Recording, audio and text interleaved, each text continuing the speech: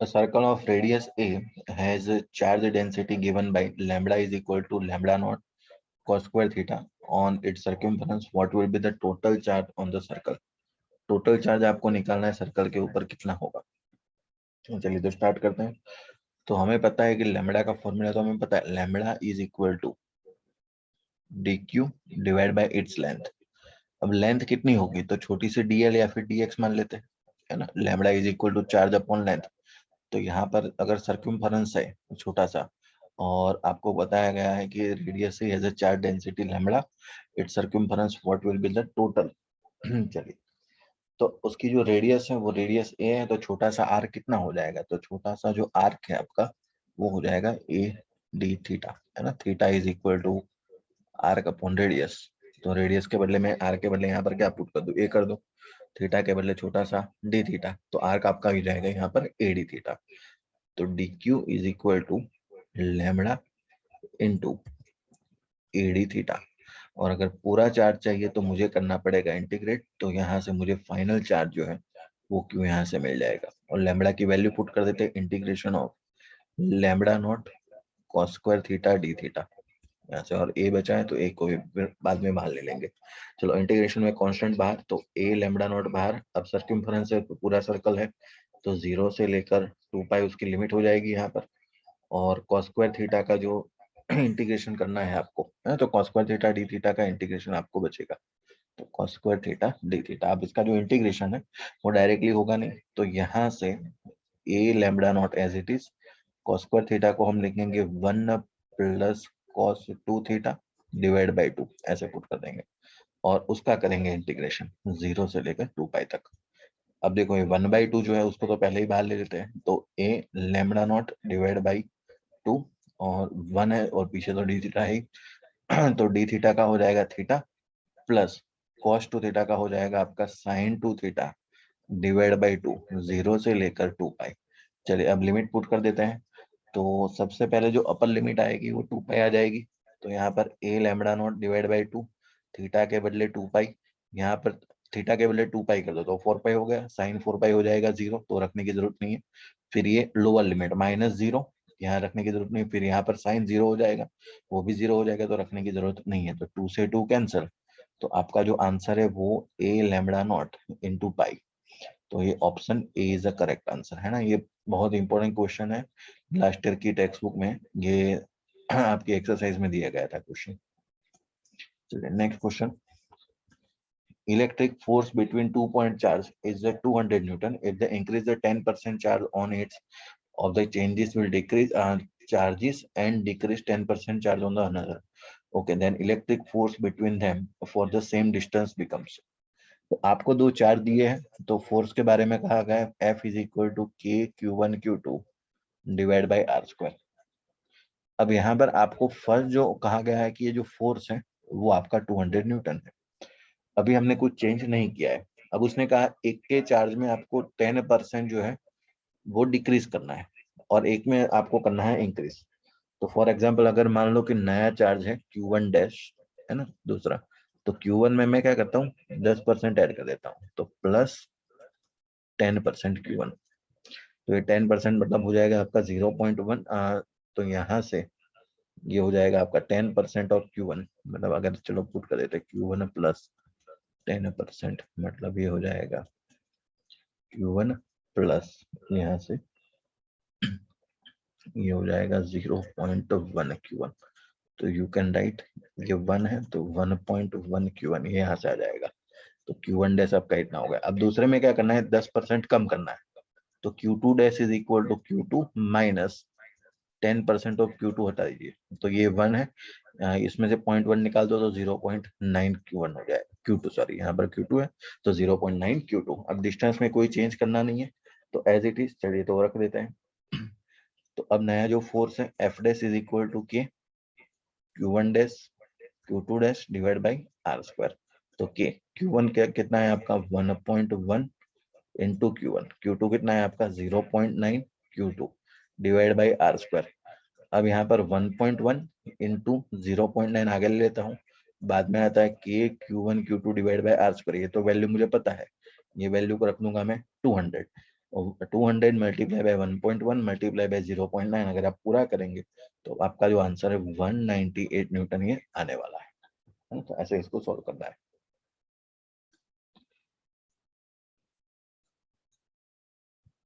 चलिए next question तो बहुत ही आसान है, मतलब एक फॉर्मूला पर बेस्ड है सीधा। if 20 joule work has to be done to move electric charge of 4 coulomb from a point where potential is 10 volt to another point where potential is 10 volt to another point where potential is V volt, find the value of V volt। Okay चलिए okay, कुछ correction है word में उसने 20 joule work करना पड़ रहा है आपको, है ना। कभी एक 4 कूलम का एक चार्ज है जिसको हमें मूव करना है, और कहाँ पर, जहां पर 10 वोल्ट है, और 10 volt 10 volt to another point, another point दूसरे पॉइंट के ऊपर, दूसरा पॉइंट कहाँ है आपका, V वोल्ट है। तो आपको ऐसा कहा गया है कि 4 कूलम का एक चार्ज यहाँ पर रखा हुआ है, और वो कौन से पॉइंट पर है, 10 वोल्ट के ऊपर। तो उसको मूव करके आपको V वोल्ट तक ले जाना है, यहाँ पर दूसरे पॉइंट के ऊपर। तो इसके लिए उसने वर्क डन कर दिया, आपको 20 जूल हो रहा है। तो ये जो सेकंड वोल्टेज है वो आपको फाइंड करना है, ऐसा क्वेश्चन है। चलिए, तो हमें तो पता ही है formula, delta V is equal to work upon charge. Delta V मतलब V2 माइनस V1 is equal to work upon charge. चलिए V2 मतलब कहाँ पर, तो सेकंड चार्ज मतलब आपको जो फाइंड करना है वो, तो V2 is V volt minus V1 कितना है 10, वर्क कितना है आपका 20, चार्ज कितना आ रहा है आपका 4। तो ये हो जाएगा 5 और 10 उधर चला जाएगा, तो V is equal to 15 volt, है ना। सिंगल मतलब एक ही ऑप्शन मतलब आपका सीधा सेट हो रहा है यहाँ पर 15 वोल्ट। तो ऑप्शन नंबर बी, है ना। एक ही फॉर्मूला के ऊपर बेस्ड है पूरा क्वेश्चन। देखिए next question, 8 charges each of the magnitude q are placed at the vertices of the cube placed in vacuum, electric potential at the center of the cube due to the system of the charges। okay. तो आपको cube की vertices के ऊपर 8 charge रखे हुए हैं, और आपको पता है कि जब भी ये आपका पोटेंशियल आ जाए, तो पोटेंशियल जो है वो स्केलर क्वांटिटी है, तो उसमें आपको कोई डायरेक्शन दिखाने की जरूरत नहीं है। और टोटल आपको पता है कि 8 वर्टाइसिस है, तो 8 को जो भी आपका आंसर आ रहा है, एक पोटेंशियल निकालो, और वी नेट निकालने के लिए आपको करना कुछ नहीं, 8 से सीधा मल्टीप्लाई कर दो वी को, है ना। क्योंकि 8 बार, क्योंकि ये तो स्केलर क्वांटिटी है, तो आपको डायरेक्शन की यहाँ कोई चिंता नहीं है। और पोटेंशियल का फॉर्मूला क्या है, तो 8 मल्टीप्लाई बाई के क्यू बाई आर। अब यहाँ पर प्रॉब्लम ये है, चलो चार्ज दिया हुआ है, यस, क्यू दिया है जनरल, 8 पता है, चलो आर डिस्टेंस हमें पता नहीं है, और के की वैल्यू 1/4 पाई एप्सिलॉन नॉट के फॉर्म में अकॉर्डिंग टू ऑप्शन आप देख पा रहे हैं, ऐसा लिखनी पड़ेगी मुझे। अब आर कितना होता है, तो किसी भी क्यूब के अंदर, है ना, ये कैलकुलेशन मैं आपको बता देता हूँ कैसे करनी होती है। तो कोई भी फॉर एग्जांपल अगर मान लो हमने एक क्यूब ले लिया, तो ये जो वर्टाइसिस है यहाँ पर, तो उसका मतलब वर्टाइसिस है एग्जैक्ट सेंटर के ऊपर। तो आप क्या करो, ऑपोजिट डायगोनल पर चले जाओ, ऑपोजिट डायगोनल निकाल दो इसका, और ऑपोजिट डायगोनल का हाफ कर लो। तो ऑपोजिट डायगोनल का हाफ है जो वो आपका वर्टाइसिस से सेंटर तक का आंसर आ जाएगा आपका, है ना। और ऑपोजिट डायगोनल निकालना तो आपको आता है, यहाँ से ये पार्ट तो आपको पता ही है। ये हो जाएगा फॉर एग्जांपल ये ए है, तो ये हो जाएगा आपका √2 है, और ये हो जाएगा आपका ए, है ना। तो √2 है और ये एंगल आपका 90, तो यहाँ से आपका हाइपोटेनस निकाल सकते हैं, है ना। तो हाइपोटेनस जो है आपका वो आ जाएगा √3 करके आ जाएगा, ठीक है, √3 है, और ये हाफ करोगे तो ये आपका आंसर √3/2 आ जाएगा, है ना। सेंटर तक की दूरी आधा करना है आपको, है ना। ऑपोजिट डायगोनल जो होता है वो √3 होता है यहाँ पर, और उसका भी हाफ कर देना है। तो आर की वैल्यू आ गई आपकी √3/2a। चलिए पुट कर देते हैं 8 मल्टीप्लाई बाय के की value 1/4 pi epsilon not, Q की वैल्यू एज इट इज, और आर की वैल्यू √3/2a। यहाँ से चलिए अब तो वैल्यू देख लेते हैं कितने यहाँ कैसे कैसे हो गए। तो यहाँ से ये 2 कौन कौन उड़ रहा है यहाँ पर, चलो तो ये 2 कैंसिल हो गए। तो यहाँ से 8q, यहाँ से और कोई कैंसिल हो रहा है, यस। अब ये 8 से भी तो कैंसिल हो रहा है, चलो इसको पूरा मॉडिफाई कर लेते हैं। तो ये 2, ये हो जाएगा आपका 4 यहाँ से, चलिए ओके। तो ये हो गया 4a divide by pi epsilon not √3, यहाँ से 4a पाई एप्सिलॉन नॉट √3। तो कौन सा ऑप्शन मैच करा है आपका, यहाँ से 4q, यहाँ से चार्ज क्या है आपका क्यूब है, तो यहाँ से चार्ज क्यूब, है ना। तो 4q पाई एप्सिलॉन नॉट √3, और ए नीचे रह जाएगा, ए यहाँ पर है, सॉरी ए यहाँ पर गलती से लिख दिया, ए नीचे है आपका, और ऊपर चार्ज है, तो √3 ऑप्शन नंबर ये आपका डी मैच कर जाएगा। चलिए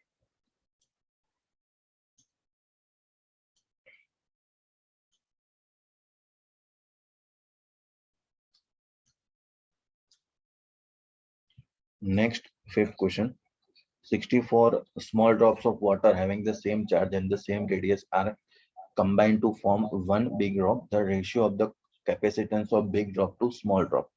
देखो यहाँ पर एक ट्रिक यूज करते हैं ना, उसका डेरिवेशन बहुत ही लंबा है, तो एक स्मॉल सी एक मैं ट्रिक बता देता हूँ आपको। जब भी आपको कैपेसिटेंस का रेशियो निकालना हो, तो capacitance of big drop divide by capacitance of small drop is equal to, देखो यहाँ पर, और यहाँ पर n small number of small divide by number of big, उसका पावर लेना है आपको 1/3।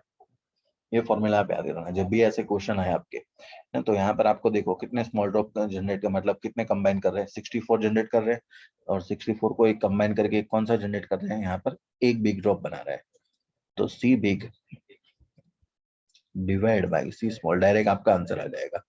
यहाँ पर है 64, 64/1 उसकी 1/3 पावर, मतलब ये हो जाएगा आपका 4/1। देखो ठीक है, ये बड़ा सा डेरिवेशन है, लेकिन डेरिवेशन में हम पढ़ते नहीं है, तो हम इसको डायरेक्ट यूज कर सकते हैं। ऐसे ये फॉर्मूला, ये ट्रिक आपको याद कर लेने इस न्यूमेरिकल को सॉल्व करने के लिए। 6 नंबर का question, equivalent capacitance between X Y point in the given figure is, X और वाई के बीच में आपको इक्विवेलेंट निकालना है। अब यहाँ पर आप देख पा रहे हैं कि टोटल 5 कैपेसिटेंस है, तो 5 कैपेसिटर अगर ऐसा होगा तो आपको 99% केस में व्हिटस्टोन ब्रिज बनेगा ही बनेगा ना। तो एक्स और वाई के बीच में निकालते हैं। चलिए पहले सर्किट बना लेते हैं। ये बना लिया एक्स पॉइंट, ये बना लिया हमने वाई पॉइंट, तो एक्स और वाई हो गया। चलिए अब यहाँ पर कोई रेंडमली नाम दे देते हैं इसका, और इसका नाम देते हैं ए, और इसका ये तो एक्स ही है, और यहाँ पर ये एक्स वाई है, तो इसको नाम देता है बी। चलिए तो वैल्यू पुट कर देते हैं ए और बी फॉर एग्जांपल। चलिए अब देखो ए और बी के बीच में एक कैपेसिटर, तो उसको जोड़ दो यहाँ पर ए और बी के बीच में ना, और उड़ाते चलो उसको। फिर ये वाई और घूम के कहाँ जा रहे हैं बी, तो वाई और बी के बीच में, तो वाई और बी के बीच में एक कैपेसिटर लगा दिया। तो फिर ये देखिए ये कैपेसिटर किसके बीच में, ए और ये घूमकर जा रहा है एक्स के बीच में, तो ए और एक्स के बीच में एक कैपेसिटर लगा दीजिए। चलिए ये भी आ गया। अब ये एक्स और बी के बीच में, यस, तो एक्स और बी के बीच में एक कैपेसिटर, ये भी आ गया यहाँ तक। देखिए वेस्टर्न ब्रिज सेट ही हो रहा है, और ए और वाई के बीच में एक कैपेसिटर ये रहा, तो ये भी सेट हो गया। चलिए अब वेस्टर्न ब्रिज बैलेंस है कि नहीं वो चेक करना है। सभी कैपेसिटर कितने, 4 के हैं, तो 4 माइक्रोफेराड 4 4। चलो तो मतलब ये तो हो गया C1/C2 is equal to C3/C4, तो ये बीच वाला तो कुछ काम का नहीं है। ऊपर के दोनों जो है वो किस में है, सीरीज में, नीचे के दोनों किस में है, सीरीज में, और जो भी आंसर है वो किस में सेट हो जाएगा, पैरेलल में हो जाएगा। 4 और 4 मतलब ऊपर हो जाएंगे 2, है ना, हाफ ही करना होता है सीरीज में, आपको पता ही है। नीचे 4 और 4 मतलब ये भी 2, और दोनों पैरेलल में हो जाता है समीशन, तो 4 माइक्रोफेराड इज योर आंसर है। तो ओरली आप इसको सॉल्व कर सकते हैं अगर आपको सर्किट बनानी आ जाए इसकी।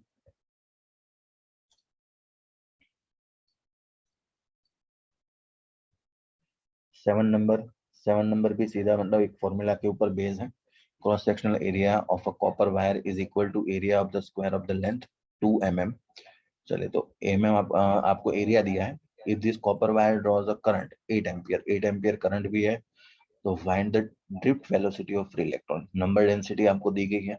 नंबर डेंसिटी होता है नंबर ऑफ इलेक्ट्रॉन्स पर यूनिट वॉल्यूम, ओके, तो पर यूनिट वॉल्यूम आपको नंबर भी दिया गया है। चलिए तो यहाँ पर इसको सॉल्व कर लेते हैं।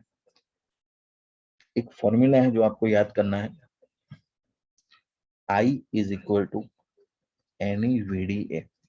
इससे तो मगर मैं वीडी का फॉर्मूला और ड्रिफ्ट वेलोसिटी का, तो we can write I divide by N E A. यहाँ पर चलिए अब से वैल्यू पुट कर देते, करंट दिया गया yes 8 ampere, divide by number density है, नंबर डेंसिटी आपकी 8 इंटू 10⁻28। ई की वैल्यू तो मुझे पता ही है 1.6 इंटू 10⁻19, और बचा आपका यहाँ पर एरिया। अब देखो यहाँ पर एरिया के लिए क्या कहा गया उसने, equal to the area of square of length 2 mm, है ना, एक स्क्वायर है जिसकी लेंथ है आपकी 2 mm, मतलब एल का स्क्वायर हो जाएगा, तो 2 टू द 4 यहाँ से सीधा, तो उसका भी स्क्वायर मतलब 4 इंटू ये 10⁻³ और उसका भी स्क्वायर मतलब 10⁻⁶, ये हो जाएगा आपका एरिया। अब आप इस सबको सॉल्व करेंगे तो आपका जो आंसर है 1.56 इंटू 10⁻⁴ मीटर पर सेकंड निकल के आ जाएगा। ये हो गया आपका option number A. Next, the internal resistance of a cell EMF 4 volt is 0.1 ohm. It is connected to a resistance of 3.9 ohm. The voltage across the cell, है ना, वोल्टेज मतलब टर्मिनल वोल्टेज के लिए कहा गया है, तो टर्मिनल वोल्टेज का फॉर्मूला तो हमें पता है V is equal to E minus IR। अब टर्मिनल वोल्टेज निकालना, EMF है, इंटरनल रेजिस्टेंस है, हाँ लेकिन करंट नहीं है, तो करंट निकालना तो हमें आता है I is equal to E divide by, current निकालना कैसे है, तो current E divide by R। अब रेजिस्टेंस कितना होता है, total external resistance plus internal resistance, तो ये EMF कितना है आपको दिया गया है यहाँ पर 4 वाट, ये कितना हो गया आपका 3.9 और 0.1 मतलब 4, तो 4 से 4 कैंसिल, तो ये आ जाएगा आपका 1 एम्पियर। बस वैल्यू पुट कर लीजिए, EMF आपको कितना दिया गया है 4, माइनस करंट कितना है आपका 1, इंटरनल रेजिस्टेंस कितना है आपका 0.1, तो 4 में से 0.1 गया तो आंसर इज 3.9 वॉट। खत्म है ना, बस ये फॉर्मूला अगर आपको सेट हो जाए तो सीधा समझ में आ जाएगा, कुछ है नहीं क्वेश्चन में।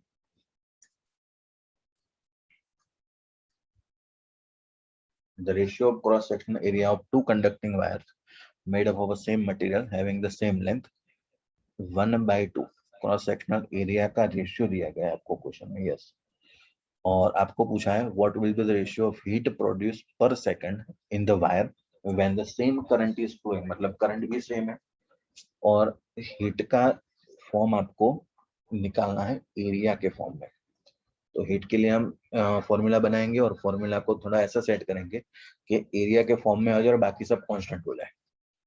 चलिए, तो हीट का फॉर्मूला तो हमें पता ही है, H इज इक्वल टू, यहाँ से हम लिखेंगे I²R, और I²R मतलब यहाँ से करंट तो सेम दे ही दिया है उसने, तो मैं R को लिख देता हूँ ρL divide by A, I² as it is ρL by A। अब मटेरियल देखो, क्रॉस सेक्शनल एरिया के लिए कहा गया है और सेम मटेरियल का है, सेम मटेरियल का है तो मतलब रेजिस्टिविटी कांस्टेंट हो गई, करंट सेम है। चलिए, लेंथ के लिए भी कहा गया है, यस लेंथ भी सेम है, तो आप सीधा कह सकते हैं H जो है वो डायरेक्टली प्रोपोर्शनल टू 1/A हो गया यहाँ पर। खत्म। तो अब आपको करना क्या है, H1/H2, तो H1 divide by H2 is equal to, ये हो जाएगा A2 डिवाइड बाई A1, तो ये 1/2 है तो उल्टा होके क्या हो जाएगा 2/1, तो ये हो गया आपका answer. Next question, two electric bulbs are connected one by one across potential difference V. At that time, power consumed in them are P1 and P2 respectively. Now, if the potential difference V is applied across a series combination of these bulbs, what will be the total power consumed? Okay, total power आपका कितना consume होगा? तो देखो, दो combination आपको याद ही कर लेने हैं, जब भी सीरीज कॉम्बिनेशन के लिए आए तो सीरीज कॉम्बिनेशन में आपका जो पावर है वो P1 P2 divide by P1 plus P2 हो जाएगा ना। ये डेरिवेशन आप जेई नीट में कर चुके हैं और आपको याद भी होगा, अगर याद नहीं है तो सीधा अभी इसके लिए आप फॉर्मूला यूज कर लीजिए, क्योंकि यहाँ पर उसने सिर्फ फॉर्मूला पूछा है। कभी कभी वो क्या करते हैं कि सीधा क्वेश्चन भी इसका डायरेक्टली आपको पूछ लेते हैं। तो ये हो गया P is equal to P1 P2 upon P1 plus P2। अगर ये पैरेलल में होता तो पावर इन पैरेलल या सीरीज के लिए लिखते तो पैरेलल में हो जाता है P1 प्लस P2, ये भी फॉर्मूला आपको याद कर लेना है। ठीक है, तो पैरेलल में कंडीशन हो जाती है आपकी P1 प्लस P2।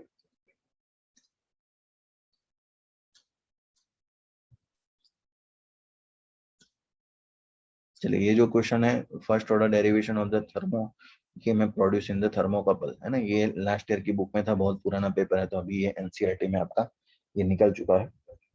ठीक है, तो ये आपको मैं आंसर बता देता हूँ यहाँ पर, जो थर्मो इलेक्ट्रिक पावर जनरेट करता है ना, option number B, thermocouple with respect to temperature जो है हम करेंगे तो थर्मो इलेक्ट्रिक पावर जनरेट करेगा, उसका ऑप्शन बी आएगा यहाँ पर। चलिए, क्वेश्चन नंबर 12th में आपको दिया गया है the deflection in moving coil galvanometer falls from 50 division to 10 division when a shunt is 12 ohm is connected with it, the resistance of the galvanometer is, okay, तो शंट का formula तो हमें पता ही है, S is equal to G divide by N-1 यहाँ पर। चलिए, अब यहाँ पर आपको G निकालना है, शंट आपको दिया गया है, अब आपके लिए N क्या है यहाँ पर, है ना, तो N है आपके, देखो यहाँ पर कितना फॉल कर रहा है तो फ्रॉम 50 डिवीजन टू 10 डिवीजन, 50 में से 10 जा रहा है। तो आपको प्रिपेयर कैसे करना है, जब आपको ऐसी कंडीशन में एन निकालना जाए तो 50 डिवाइड बाई 10, मतलब कहाँ से कहाँ फॉल कर गया आपका, है ना, मतलब आपने कितने टाइम्स का आपको इम्प्रूव करना है आपका गैल्वेनोमीटर, है ना, उसके लिए एन होता है। तो N is equal to 50 divide by 10, तो एन की वैल्यू आपके आगे यहाँ पर 5, बस। तो वैल्यू आपको तो जी निकालना है, G is equal to S bracket में एन माइनस 1, वैल्यू पुट कर दीजिए। एस आपको दिया गया है 12 ओम का, यस, एन हो जाएगा आपका 5 माइनस 1, तो ये हो जाएगा 4, तो 48 ओम इज योर आंसर, यहाँ से सीधा। 13 number, a current flows in a conducting wire of length L. If we bend into a circular form, its magnetic dipole moment will be, okay। तो 30 नंबर भी आसान है बहुत ही। मैग्नेटिक डाइपोल मोमेंट आपको पता ही है, एन आई होती है ना। तो कंडक्टिंग वायर बैंड एक ही फॉर्म में लगाना है, तो आपको तो सिर्फ एक ही एन एन की वैल्यू तो बना जाएगी। मैग्नेटिक डाइपोल मोमेंट का फॉर्मूला क्या होता है, M is equal to N I A. अगर नंबर ऑफ टर्न एक है तो मैं सिंपली क्या लिखूंगा, आई ए। चलिए, तो यहाँ पर हो जाएगा आइए। अब होता क्या है यहाँ पर कि एक लेंथ थी आपके पास, उसको आपने सर्कुलर किया, मतलब लेंथ को आपने 2 पाई आर में कन्वर्ट कर दिया। रेडियस अगर उसकी हो गई आर, तो ये हो जाएगा 2 पाई आर रेडियस। तो आर को मैं क्या लिखूंगा यहाँ पर, तो आर को मैं लिख पाऊंगा एल डिवाइड बाई 2 पाई।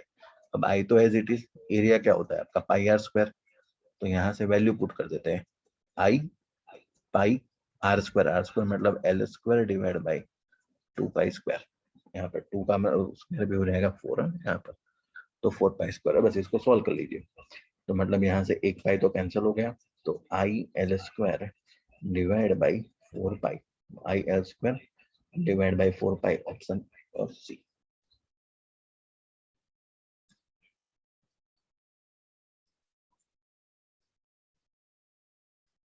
चलिए 14 नंबर, तो ओरली आप आंसर दे सकते हैं इसका।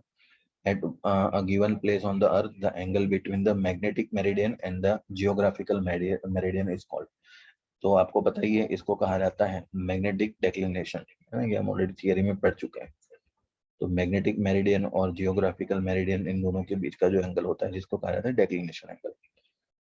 15 नंबर का क्वेश्चन, वो भी आसान है।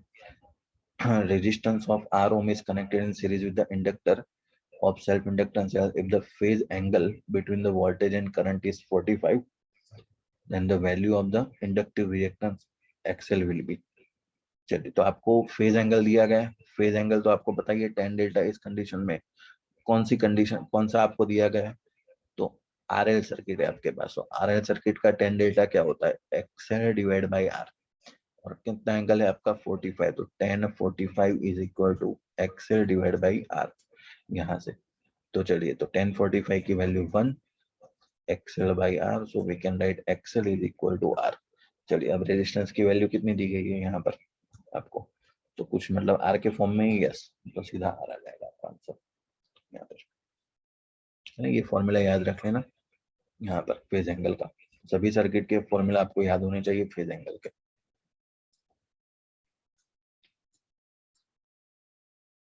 चलिए, तो मतलब आप ओरली आंसर निकाल सकते हैं, ऐसा है। The north pole of the Lenz law की मदद से आपको निकालना, डायरेक्शन निकालना पूछा गया है। Is following on a metallic ring shown in the figure, the direction of the induce current if look from the upside. ना, यहाँ पर आपको क्लियर कहा जाएगा ऊपर से देखना है कि नीचे से देखना है। तो आपको पता है जो मोशन होगा उसका अपोज करना है, तो ऊपर यहाँ पर नॉर्थ पोल है, तो मतलब यहाँ भी नीचे क्या होना चाहिए, नॉर्थ पोल, तभी अपोज होगा। और नॉर्थ पोल आपको पता है कि हम ऐसे ड्रॉ करते हैं। नॉर्थ पोल को देखो, ड्रॉ करने का तरीका ये ऐसे नॉर्थ पोल, तो ये हो जाएगा आपका anti clockwise. Answer is anti clockwise, है ना। जब भी मतलब जिसकी वजह से इंड्यूस ईएमएफ जनरेट होता है, उसको ही ऑपोज करने की डायरेक्शन में आपका करंट ऐसा फ्लो होना चाहिए, लेंस लॉ का स्टेटमेंट है ना, ऐसे हम इसको यूज करेंगे।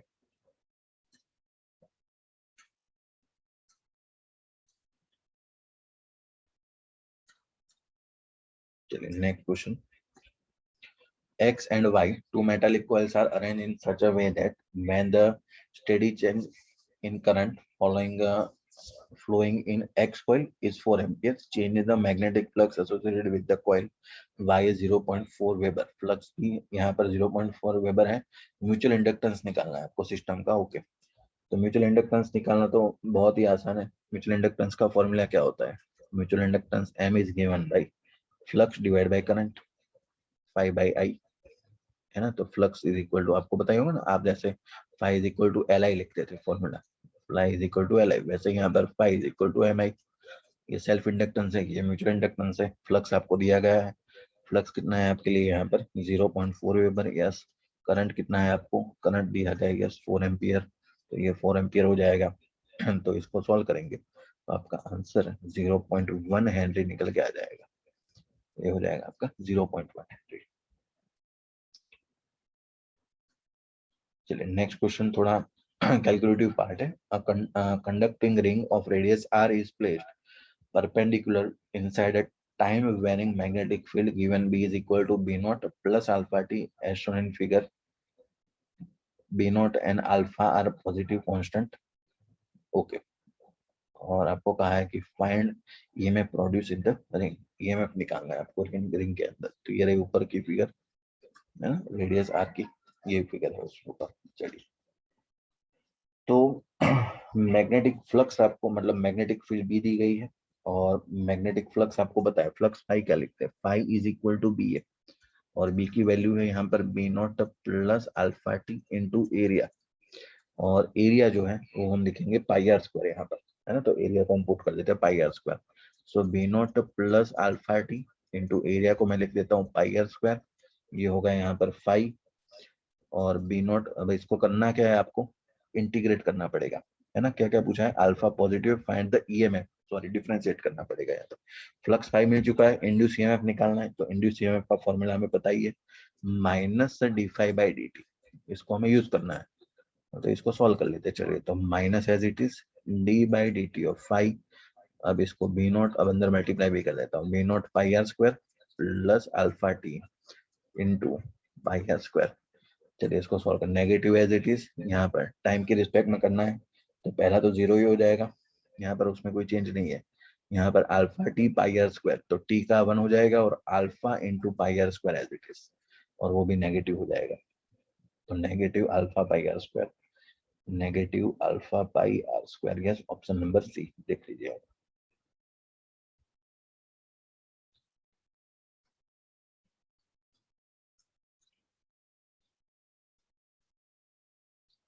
नेक्स्ट क्वेश्चन तो सीधा मतलब बहुत ही आसान है, कुछ है नहीं इसमें। And there are the 2 into 10 raised to 24 molecular dipoles in a paramagnetic salt. Each has a dipole moment 1.5 into 10 raised to minus 23 ampere meter square. Find the maximum magnetization in the specimen. तो magnetization होता क्या है, सबसे पहले तो magnetization m is given by आपकी जो dipole moment है, तो डाइपोल मोमेंट को आपको सीधा मल्टीप्लाई करना है नंबर ऑफ मॉलिक्यूल से, उसी को कहा जाता है मैग्नेटाइजेशन। वो आपको यहाँ पर मैग्नेटिक मैक्सिमम मैग्नेटाइजेशन आपको दे देगा। और ये जो अभी आप देख रहे हैं कि जो 30% सिलेबस कट हुआ है उसमें ये आपका कैंसिल हो चुका है, लेकिन पहले कट नहीं हुआ था। तो हम इसको सॉल्व भी कर लेते हैं। तो magnetization M maximum is equal to given by dipole moment multiply by number of molecules. तो यहाँ पर मॉलिक्यूल्स कितने हैं आपने, तो 2 into 10 raised to 24। तो यहाँ पर फॉर्मूला भी लिख देते हैं, नंबर ऑफ मॉलिक्यूल्स। चलिए तो डाइपोल मोमेंट है 1.5 into 10 raised to minus 23 multiply number of molecules 2 multiply by 10 raised to 24। अब इसको सॉल्व करेंगे, तो सॉल्व करने पर आपका आंसर जो है ये 1.5 into 2 मतलब 3 समथिंग, यस। तो ऑप्शन नंबर बी 30 आंसर आ जाएगा, है ना। पावर एक बचेगी 10, और तो 3 into 10 मतलब 30।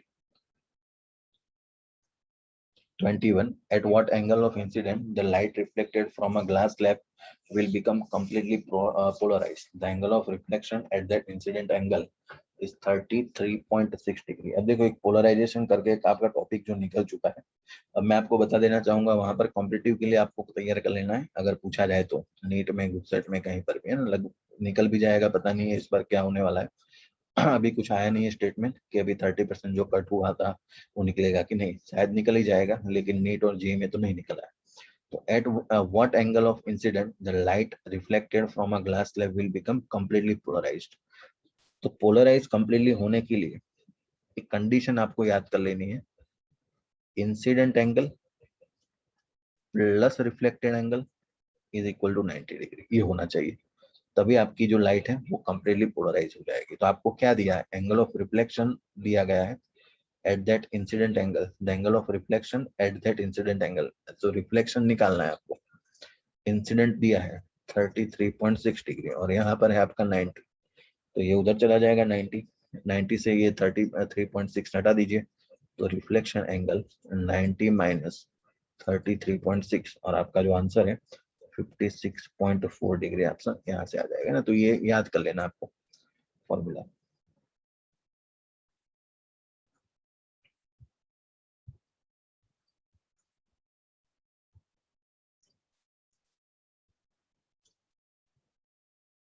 नेक्स्ट देखते हैं इसमें, a ray of light traveling into water in the incident on the glass plate emerges on it when the angle of incident is 51 degree, the reflected ray is totally plane polarized and then find out the refractive index of glass। चलिए, तो यहाँ पर ब्रिस्टर्स law को use करना है आपको। तो ब्रिस्टर्स law जो है वो भी इस बार 30% में निकल चुका है, लेकिन हम इसको सॉल्व कर देते हैं। ब्रिस्टर्स लॉ इतना कहता है कि यहाँ पर eta of glass divide by eta of water is equal to, मतलब ये है क्या, refractive index of glass with respect to water, आप ऐसा कह सकते हैं, is equal to tan theta P, है ना। ये उसका पोलराइज मतलब angle, polarize angle theta P, यहाँ पर ऐसा कहा जाएगा। तो N G is equal to tan theta P multiply by reflective index of water. चलिए इसको हम सॉल्व करते हैं। तो सॉल्व करने पर हमें पता है कि टेन थीटा पी मतलब एंगल है आपका 1051 डिग्री। आपको क्या टेबल दिया जाएगा वहां पर, है ना, जहां पर आप ये 51 का एंगल निकाल पाएंगे, multiply by eta of water. Water का आपको दिया गया है, यस, यहाँ पर 1.3, देखो यहाँ पर एंगल भी तो दिया है ना 1051, उसकी वैल्यू भी दी गई है। तो ये ईटा ऑफ वाटर 1.3, इसकी वैल्यू डाल दीजिए 1.235। टेबल नहीं देने के लिए उन्होंने क्या किया, ब्रैकेट में दे देंगे आपको, बस इसको मल्टीप्लाई कर लीजिए। तो मल्टीप्लाई करने पर 1.605 इज आंसर। ये हो गया आपका आंसर यहाँ पर। 23 number, in a Fraunhofer diffraction by a single slit, a position where the first order minimum is formed by the wavelength 9000 angstrom. First order maximum is formed due to an unknown wavelength lambda dash is, ठीक है। तो first order maximum मतलब कौन सी wavelength की वजह से मिलेगी यहाँ पर। तो चलिए वो देखते हैं सॉल्व करने का तरीका। ये भी बहुत ही आसान क्वेश्चन है। तो मैक्सिमम कब मिलता है, सबसे पहले तो फ्रॉनहोफर में। तो मैक्सिमम इज इक्वल टू, आपको पता होगा कि आपका जो पाथ डिफरेंस है डी साइन थीटा, तो वहां पर D sine theta is equal to, ये फॉर्मूला होगा आपका 2n+1 लैम्बडा बाई 2, ये मैक्सिमम के लिए। और अगर मान लो कि इसको डैश कहते हैं ना, मैक्सिमम के लिए उसने डैश यूज किया है, तो हम डैश यूज कर लेते हैं चलो इसमें। तो ये हो गया मैक्सिमम का फॉर्मूला। फिर मिनिमम के लिए ये हो जाएगा आपका D sine theta is equal to N lambda यहाँ पर। अब आपको पता है कि किसके लिए बात कर रहा है, देखो फिर से क्वेश्चन देख लेते हैं। A position where the first order minimum is form by the wavelength 9000 angstrom, तो लैम्बडा आपका 9000 है। First order maximum is form due to N, ठीक है। तो अब पोजीशन मतलब एक ही पोजीशन पर दोनों है, तो मतलब उसका जो पाथ डिफरेंस है यहाँ पर दोनों क्या हो जाएंगे, क्लियरली सेम हो जाएंगे। यहाँ पर डी साइन थीटा डैश और डी साइन थीटा ये दोनों सेम, और एन की वैल्यू आपको वहां पर रख देनी है 1, है ना। तो n इज इक्वल टू 1 क्योंकि फर्स्ट के लिए बताया गया है यहाँ पर, और दोनों को हम क्या कर देंगे यहाँ पर कंपेयर कर देंगे। तो we can write n lambda is equal to 2n+1 lambda dash divide by 2, यहाँ पर तो lambda is equal to 3 lambda dash divide by 2, lambda dash निकालना है, तो lambda dash is equal to lambda 2 divide by 3। Lambda कितना है आपको दिया गया था 9000, 9000 इंटू 2 डिवाइड बाई 3, तो 3 3 जा और 2 इंटू 2 हो जाएगा आपका 6000 एंगस्ट्रॉम इज योर आंसर।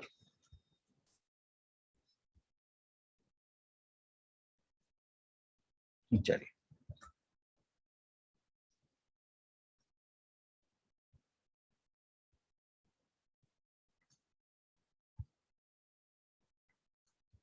देखो ये भी वाईडीएससी का बहुत ही important question. If the in a Young experiment the distance between two slit is half and the distance between the screen and slit is made 3 times, then width of the fringe कितनी हो जाएगी। चलिए, तो आपको सबसे पहले तो x का फॉर्मूला आपको याद होना चाहिए, xn is equal to lambda D divide by D, यहाँ पर x इज इक्वल बीटा का formula, sorry, width of the fringe का बीटा का formula, beta is equal to lambda D divide by small D. ये जो capital D है वो capital D है distance between slit and screen, small D is the distance between two slits यहाँ पर, है ना। तो यहाँ पर हम चलो अकॉर्डिंग टू क्वेश्चन हम सॉल्व करते हैं। ये जनरल बीटा है। अब इसमें करना क्या था हमें कि डिस्टेंस जो है मतलब किसके बीच का, स्लिट एंड स्क्रीन के बीच का 3 टाइम्स करना है यहाँ पर। तो मतलब डी को हम रख देंगे यहाँ पर 3D, lambda is equal to, है ना, नया कुछ नाम रख देते हैं, लैम्बडा इज इट इज। फिर यहाँ पर उसने क्या कहा, slit is made 3 times and the 2 slit is half, मतलब डिस्टेंस बिटवीन 2 स्लिट इज, यहाँ पर हम रख देते हैं d/2। तो अब चलिए नया जो आंसर आ रहा है वो कितना आ रहा है, तो देख लेते हैं। ये आपका बीटा डैश जो भी आ रहा है, तो beta dash is equal to, ये 2 हो जाएगा, ये हो जाएगा आपका 6, 6 lambda D divide by D, तो ये 6 टाइम हो जाएगा, तो 6 बीटा, तो B dash is equal to 6 beta, खत्म। बस आपको फॉर्मूला आना चाहिए और अकॉर्डिंग टू क्वेश्चन आप ऐसे पुट करते जाए value. 25 ratio of intensity of two waves in a given by 9/1, then the ratio of their amplitude is, okay उसके एम्पलीट्यूड के लिए निकालना है। तो इंटेंसिटी तो हमें पता ही है, I1/I2 कितना दिया है आपको, 9/1, और वो किसके प्रोपोर्शनल होता है, तो एम्पलीट्यूड के स्क्वायर के प्रोपोर्शनल, तो A1 square divide by A2 square. तो हम थियरी तो पता ही है, I is directly proportional to A square, है ना, तो उससे काम बन जाएगा हमारा। तो A1/A2 कुछ है, तो A1/A2 जो स्क्वायर रूट निकल जाएगा, तो ये हो जाएगा आपका 3/1 इज योर आंसर। चलिए next, what which of the following undergoes the largest diffraction. चलिए, तो यहाँ पर डिफ्रैक्शन किसका सबसे ज्यादा होगा, है ना, तो जिसका लैम्बडा जो है मैक्सिमम होगा, जिसकी वेवलेंथ सबसे ज्यादा होगी, उसका आपका डिफ्रैक्शन जो है वो सबसे ज्यादा होगा, याद रखना। डिफ्रैक्शन यहाँ पर लिख देते हैं, diffraction is maximum when lambda is maximum, यहाँ पर, है ना, जिसकी वेवलेंथ सबसे ज्यादा उसका डिफ्रैक्शन भी सबसे ज्यादा। तो गामा रेज है, यूवी रेज है, इंफ्रारेड है और रेडियो वेव्स है। तो इन सब में चारों में से सबसे ज्यादा वेवलेंथ किसकी है, तो सबसे ज्यादा वेवलेंथ जो है वो रेडियो वेव्स की है यहाँ पर, है ना। तो ये आपको वेवलेंथ याद होनी चाहिए।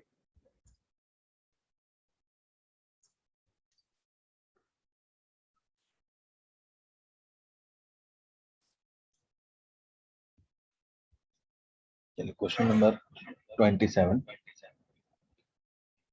देखो 27 नंबर का क्वेश्चन जो है ये, अब सीधा, the diameter of the lens of the telescope is 0.61 metre, एक ही फॉर्मूला के ऊपर बेस है। Wavelength of the light, wavelength दी गई है। द रिजोल्यूशन पावर, बहुत ही आसान है, रिजोल्यूशन पावर जो है ये आपको सीधा यूज कर लेना है।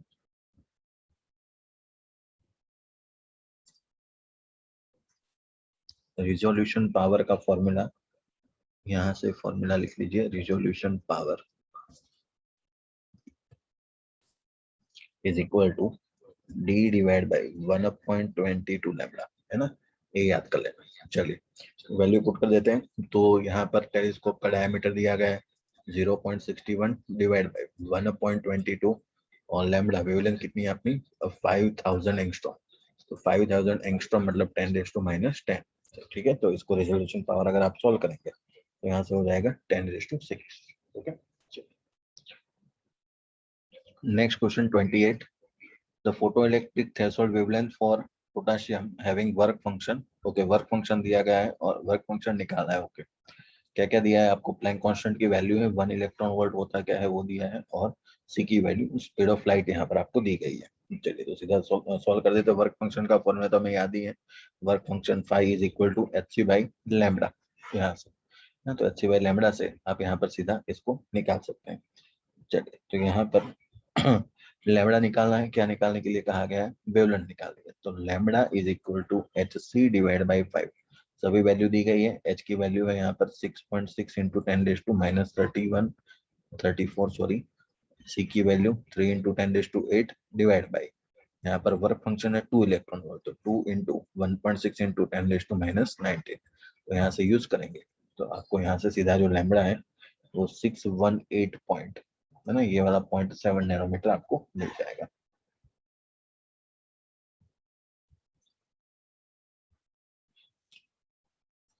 Twenty nine, a photon of energy 8 electron volt is incident on a metal surface of threshold frequency 1.6 into the maximum kinetic energy of photon electron emitted is.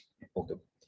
तो यहाँ पर आपको फॉर्मूला पता ही है सीधा कि फोटोन एनर्जी आपको कितनी दी गई, यस 8 इलेक्ट्रॉन वोल्ट, तो हाफ एम बी स्क्वायर ये काइनेटिक एनर्जी सरफेस के ऊपर आती है, surface of the threshold frequency है 1.6 into 10⁻15 यहाँ से, तो maximum kinetic energy of photo electron emitted is, H की वैल्यू है और 1 इलेक्ट्रॉन वोल्ट आप ये ले लीजिए। चलिए तो ये सॉल्व करते हैं।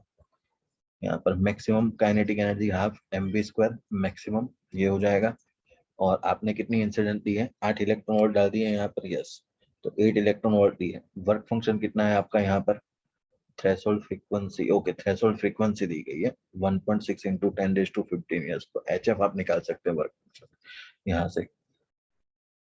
और यहाँ पर दिया गया है आपको 8 electron volt, a photon of 8 electron volt incident on a metal.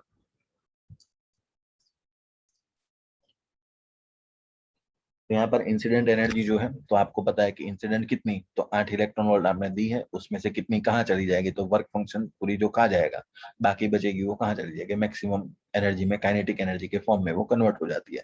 तो 8 इलेक्ट्रॉन वोल्ट मतलब 8 इंटू इलेक्ट्रॉन मतलब 1.6 into 10⁻19 माइनस वर्क फंक्शन 5 के लिए आपको क्या दिया है फ्रीक्वेंसी, तो work function 5 is equal to H F naught, तो वैल्यू पुट कर देते हैं यहाँ पर।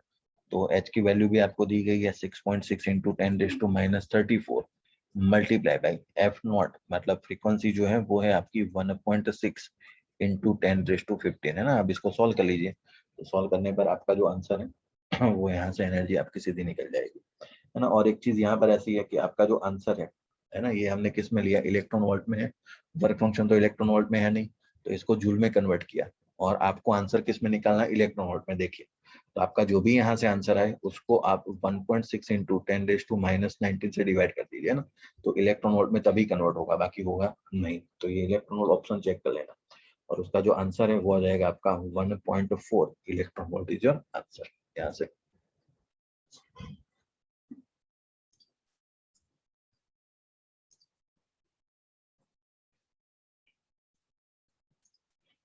What will be the angular momentum in the fourth orbit if L is the angular momentum of the electron in the second orbit of the hydrogen atom? Okay, तो बहुत ही आसान है।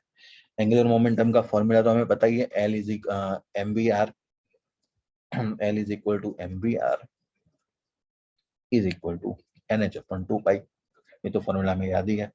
और आपको कहा गया है, क्या कहा गया है, what will be the angular momentum in the fourth orbit, तो फोर्थ ऑर्बिट में कितना होगा, और यहाँ पर if the L is the angular momentum of the electron in the secondary orbit, secondary orbit में अगर L है तो फोर्थ ऑर्बिट में कितना होगा यहाँ पर। तो सेकंड ऑर्बिट के लिए अगर यूज करें, तो सेकंड ऑर्बिट के लिए अगर लिखना है, तो सेकंड ऑर्बिट के लिए हमने L कहा है, उसने n की वैल्यू रख दीजिए 2, तो 2h डिवाइड बाई 2 पाई ये हो जाएगा।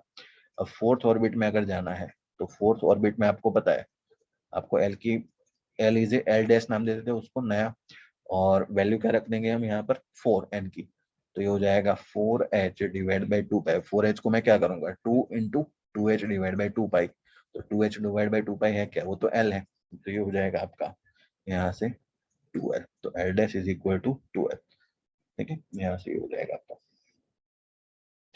L dash is equal to 2L। कहाँ पर है ऑप्शन सी, यस। नेक्स्ट भी बहुत ही आसान है, 31 नंबर। यहाँ पर आपको रेशियो निकालना है डी ब्रोगली वेवलेंथ का, तो लैम्बडा इज इक्वल टू आपको पता ही है h बाई पी, और p क्या होता है mv, तो h बाई mv। चलिए किसके लिए निकालना है, तो सबसे पहले अल्फा पार्टिकल के लिए, तो lambda of alpha h divide by मास को क्या डबल कर दूं, वहां पर 2m लिखेंगे, 2m, और वेलोसिटी उसके लिए क्या कहेगी, ये v, फिर lambda of neutron h divide by mass as it is, और वेलोसिटी उसकी कितनी कही है 2v कही है। ड्यूटोरम में जो मास होता है उससे डबल होता है अल्फा पार्टिकल का मास, है ना, ये याद होना चाहिए। इसकी वजह से यहाँ पर 2m लिखा गया और यहाँ पर m, और दोनों का रेशियो लोगे तो दोनों 1 हो जाएंगे, रेशियो लेने पर तो 1/1 इज आंसर।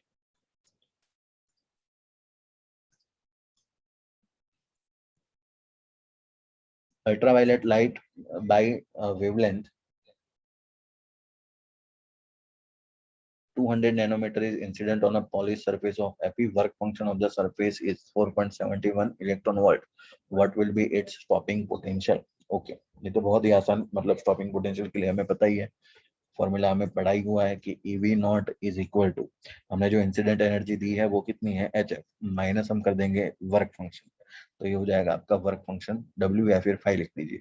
पोटेंशियल निकालना है, स्टॉपिंग पोटेंशियल, तो V not is equal to H F divide by E minus work function divide by E. क्या सभी वैल्यू दी गई है? यस। यहाँ पर वेवलेंथ दी गई है ना अल्ट्रावायलेट की, यहाँ पर H C by lambda put कर देते हैं यहाँ पर, है ना, तो इसकी वैल्यू पुट कर देंगे यहाँ पर, एफ के बदले H C by lambda into E minus W by E. चलिए सभी वैल्यू जो है यहाँ पर पुट करने पर आपका जो आंसर है ना, वैल्यू में पुट नहीं करता हूँ, आपको सभी वैल्यू पुट, देखो सभी डेटा में दिया है, मैं बता देता हूँ। एच की वैल्यू है यस, सी की वैल्यू है यस, लैम्डा 200 नैनोमीटर यस, उसको 10⁻⁹ से मल्टीप्लाई करो, ई की वैल्यू पता है, वर्क फंक्शन दिया गया है यस 4.71 इलेक्ट्रॉन वोल्ट। अब इसको आपको 4.71 इंटू आपको करना है 1.6 इंटू 10⁻⁹ जूल में कन्वर्ट करना पड़ेगा, डिवाइड बाई ई है, तो वो तो ई से वो तो कैंसिल ही हो जाएगा, है ना, तो वो तो यहाँ पर कोई प्रॉब्लम नहीं है। बाकी आप सॉल्व कर लीजिए, तो उसका जो आंसर है वो 32 का आंसर 1.5 वोल्ट निकल कर आ जाएगा, है ना, ये वैल्यू आपके लिए रखते हैं सॉल्व करने के लिए। बाकी 33 number, the number of photons of the wavelength 660 nanometer emitter emitted per second by an electron bulb of 60 watt। चलिए इसमें करते हैं इसको, तो ये तो सिंपली पावर का फॉर्मूला, मतलब हमें तो पता ही है, वॉट दिया वो पावर, तो power is equal to energy upon time, ये सब हमने डेरिवेशन भी क्लास में बहुत सारी बार किए हैं। तो एनर्जी क्या होती है आपकी, एच एफ होती है, तो ये एच एफ अगर नंबर ऑफ, ये सिंगल फोटोन की होती है ना एच एफ, अगर नंबर ऑफ फोटोन्स एन है तो एन से मल्टीप्लाई करते हैं, डिवाइड बाई टाइम टी हमें पता है, और उसको वैसे भी तो लिख सकता हूँ एन एच, एफ को मतलब लिखूंगा हम सी बाई लैम्बडा, तो ये हो जाएगा सी बाई लैम्बडा इंटू टी। तो यहाँ से हमें क्या निकालना है, एन निकालना है, तो एन को बना लीजिए सब्जेक्ट, तो एन को बनाते हैं सब्जेक्ट, तो हो जाएगा पी लैम्बडा इंटू टी, पर सेकंड पूछा है तो टी की वैल्यू हो जाएगी 1, तो लिखो ना लिखो कोई फर्क नहीं पड़ेगा, और डिवाइड बाई हो जाएगा आपका एच सी। तो ये सभी वैल्यू पुट करने पर सभी वैल्यू आपको डेटा में दी गई है, देखो पावर दिया गया है 60 वॉट यस, लैम्बडा दिया गया है आपको 660 nanometre yes, time 1 second, H की वैल्यू है यस, स्पीड ऑफ लाइट की वैल्यू पता है 3 × 10⁸ है ना, तो सभी वैल्यू पुट करने पर आपका जो आंसर है 2 × 10⁻20, ऑप्शन बी, ये आपका सेट हो जाएगा यहाँ से।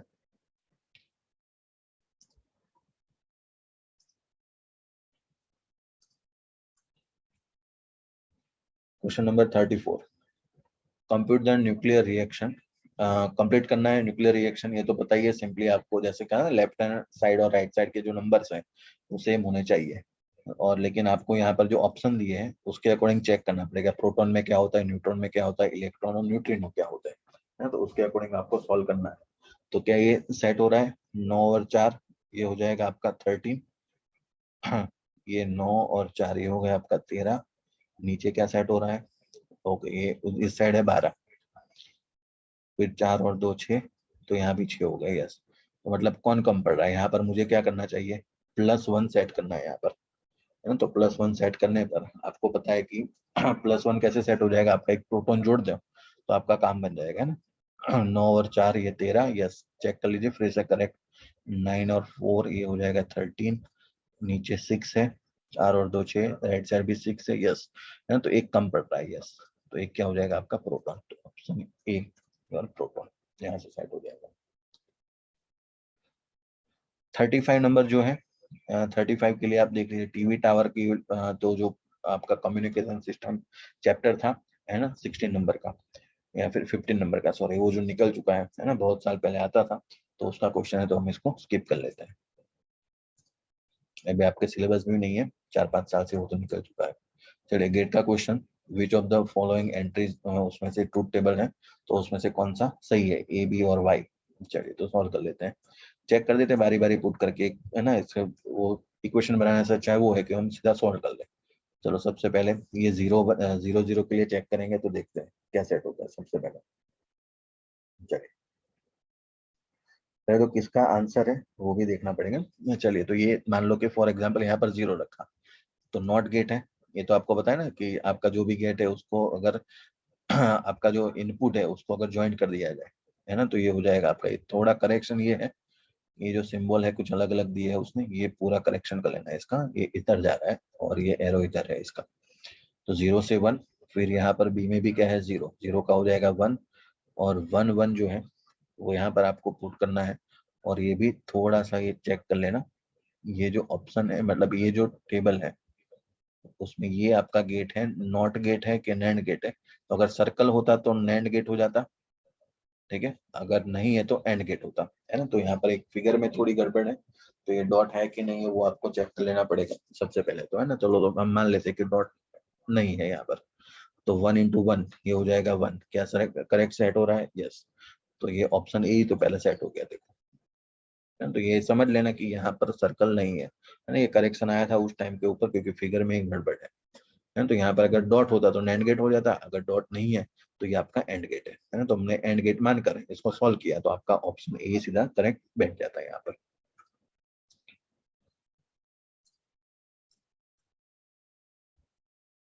चलिए 37 और 38 जो है वो भी कम्युनिकेशन सिस्टम के क्वेश्चन है, तो इसको भी हम कर देते हैं स्किप। 39 और 40 दो क्वेश्चन बचे हैं। A pure G specimen is doped with the aluminum. The number density of acceptor atom is approximately 10 raised to 21 per meter cube. If the density of the electron hole pair in the intrinsic semiconductor is approximately 10 raised to 19 per meter cube, the number density of electron. Okay, तो बहुत ही आसान है। हमने एक formula पढ़ा था ni square is equal to ne into nh, इसको use करेंगे हम। तो ne निकालना चाहेंगे, यहाँ पर नंबर डेंसिटी ऑफ इलेक्ट्रॉन, तो ne is equal to ni square divide by nh, सीधा फॉर्मूला पुट कर लीजिए। इंट्रिंसिक का कितना दिया गया है यहाँ पर आपको अप्रोक्सीमेटली, यहाँ पर तो इंट्रिंसिक के लिए आपको दिया गया है ये कितना है 10⁻19, इंट्रिंसिक के लिए डेंसिटी है 10⁻19, तो इंटू 10⁻19 स्क्वायर कर दूं। NH हॉल के लिए कितना दिया गया है 10⁻21, एक्सेप्टर एटम है तो नंबर ऑफ हॉल डेंसिटी हो गया वो 10⁻21। तो इसको सॉल्व करेंगे तो 19 इंटू 19 19 हो जाएंगे आपके 38, 38 में से 28 हटा दीजिए तो बचेंगे 17, तो 10⁻17 इज ऑन आंसर एनी। चलिए 40,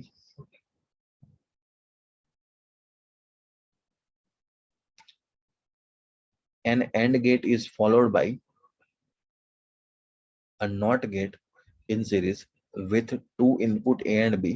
The Boolean expression for the output Y will be, okay, AND gate is followed by NOT gate। तो AND gate है उसमें आप उसको NOT gate जोड़ दीजिए, तो आपको पता है AND के पीछे अगर NOT लगाया जाए तो वो आपका कौन सा गेट हो जाता है, NAND गेट, है ना। तो ये तो हमने ऑलरेडी थियरी में पढ़ रखा है, ठीक है। तो ये हो गए आपके 40 क्वेश्चन सॉल्व। अब यहाँ पर एक वो आगे वाले क्वेश्चन में करेक्शन अगर हो पाए तो अगर ट्राई कर लेना, क्योंकि जो फिगर थी, है ना, तो इसमें मान लो कि मैंने ऑप्शन ए सेट किया हुआ है तो अकॉर्डिंग टू मैंने ऐसी फिगर मानी हुई कि ये आपका एंड गेट है। अगर ये नॉट गेट हो जाए तो जो भी ऑप्शन हो वो चेक कर लेना आपका अकॉर्डिंग, तो वो फिगर में जो भी करेक्शन आए। अगर मैंने यहाँ पर इसको एंड गेट माना है ना, तो आपका ऑप्शन ए जो है वो सही बैठ रहा है ना। अगर इसको नॉट गेट मान, सॉरी नॉट नहीं नैंड गेट मान ले, है ना, अगर ये सर्कल होता तो ये नैंड गेट हो जाता, और नैंड गेट हो जाता तो आपका जो भी आंसर है वो अपने हिसाब से करेक्ट कर लेंगे।